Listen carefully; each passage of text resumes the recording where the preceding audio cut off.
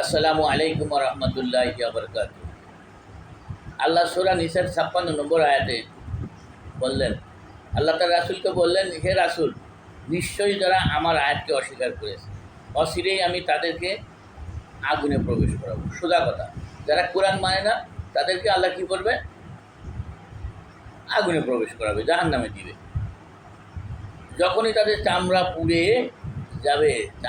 যাবে তখনই সে কী করবে? আল্লাহ তাদের চামড়া আবার নতুন করে পাল্টে দিবে, যাতে তারা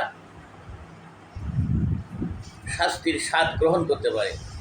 দ্যাট মিন্স চামড়া না থাকলে তো শাস্তি হয় না, জ্বলাপুড়া হয় না। এজন্যই আল্লাহ কী বলতেছেন যে তিনি আবার তাকে নতুন চামড়া লাগিয়ে দিবে।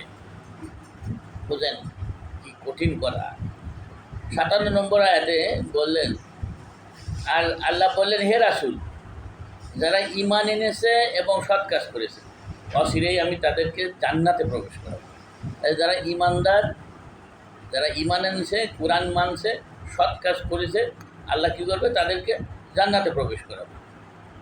যার তলদেশে প্রবাহিত হয় ঝর্ণা, নদী, সেখানে তারা চিরস্থায়ী থাকবে। সেখানে তাদের জন্য রয়েছে পবিত্র স্ত্রীগণ। 58 নম্বর আয়াতে বললেন, হে রাসূল, তাদের বলুন, আমার বান্দাদের বলুন, নিশ্চয়ই আল্লাহ তোমাদেরকে আদেশ দিচ্ছে আমানত তার হকদারকে পৌঁছে দাও। আর যখন মানুষের মধ্যে ফয়সালা করবে, বিচার করবে, তখন ন্যায়ভাবে ফয়সালা করবে, ন্যায় বিচার করবে। তাহলে এটা হলো আদেশ আল্লাহর, বিচার আচার ন্যায়ভাবে করতে হবে।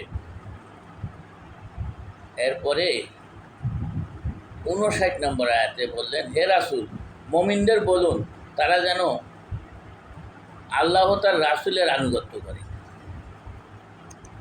এবং তাদের মধ্যে যারা আদেশের অধিকার রাখে তাদের আনুগত্য করে।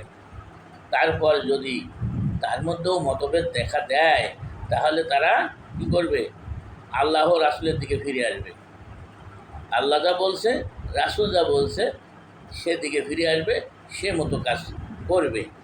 তাহলে উলিল আমর হচ্ছে যারা আদেশের মালিক, খলিফারা, যারা আদেশ দেওয়ার মালিক, যারা শাসক, যারা দেশের কর্তা, যারা দেশের নেতা, তাদের আদেশ পালন করতে বলছে।